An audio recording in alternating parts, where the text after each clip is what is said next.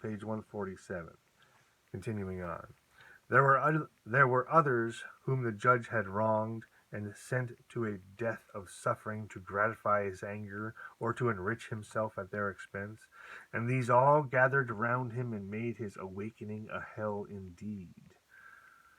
Yet such was the indomitable strength of will of this man that none of the blows aimed at him could touch him, none of the missiles strike, and thus through all the years had these two deadly enemies faced each other, pouring out their hatred and defiance, while those other spirits, like the chorus of a Greek tragedy, came and went and amused themselves, devising fresh means to torment the chained man whose strong will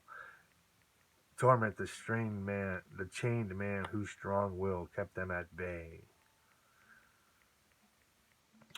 And away in the bright spheres mourned the poor wife, striving and hoping till the time should come when her influence would be felt even in this awful place, when her love and her unceasing prayers should reach the soul of her husband and soften it, that he might relent in his bitter purpose and turn from his revenge. It was her prayers which had drawn me to this dungeon, says Francezzo, and it was her soul which spoke to mine, telling me all the sad, cruel story, and pleading with me to carry to her unhappy husband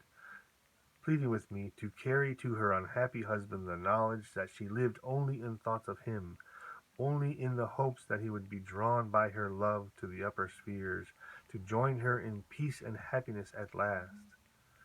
With this vision strong upon me, I drew near the sullen man, who was growing tired of his revenge, and whose heart was full of longing for the wife he loved so passionately. I touched him upon the shoulder and said, "Friend, I know why you are here, and I know and all the cruel story of your wrongs. I am sent from her you love to tell you that in the bright land hold on. I touched him on the shoulder and said, "Friend, I know why you are here, and all the cruel story of your wrongs.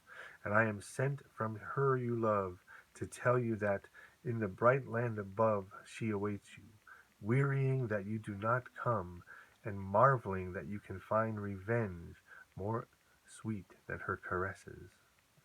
She bids me tell you that you chain yourself here when you might be free." Let me read that again. It says, "She awaits you, wearying that you do not come, and marveling that you can find revenge more sweet than her caresses.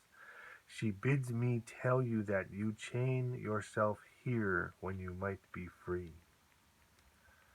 The spirit started as I spoke, then turning to me grasped my arm and gazed long and earnest into my face, as though to read whether I spoke truly or falsely. Then he sighed as he drew back. "Who are you, and why do you come here?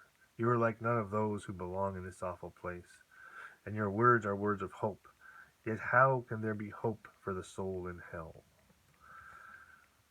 Francesco replies, "There is hope even here, for hope is eternal, and God in his mercy shuts none out from it, whatever man in his earth-distorted image of the divine teachings may do. I am sent here to give hope to you and to others who are like you in sorrow for the past, and if you will but come with me, I can show you how to reach the better land." I saw that he hesitated, and a bitter struggle went on in his heart, for he knew that it was his presence which kept his enemy a prisoner, that were he to go, the other would be free to wander through this dark land, and even yet he could hardly let him go. Then I spoke again of his wife, his child. Would he not rather go to them? The strong, passionate man broke down as he thought of those loved ones, and burying his face in his hands, wept bitter tears. I put my arm through his and led him, unresisting, out of the prison and out of the city. Here we found kind spirit friends were awaiting the poor man, and with them I left him, that they might bear him to a bright land where he would see his wife from time to time, till he worked himself up to the level of her sphere, where they would be united for ever in a happiness more perfect than could ever have been their lot on earth. Very important message here. The Catholic teaching that once you're in hell, you're stuck in hell, he says is not true. He has a path out of hell. He goes to hell and saves people and brings them up into the third sphere. He brings them up to Summerland. So Francezzo, well, as I said, if you want to get into what I'm doing, I'm going to link this below.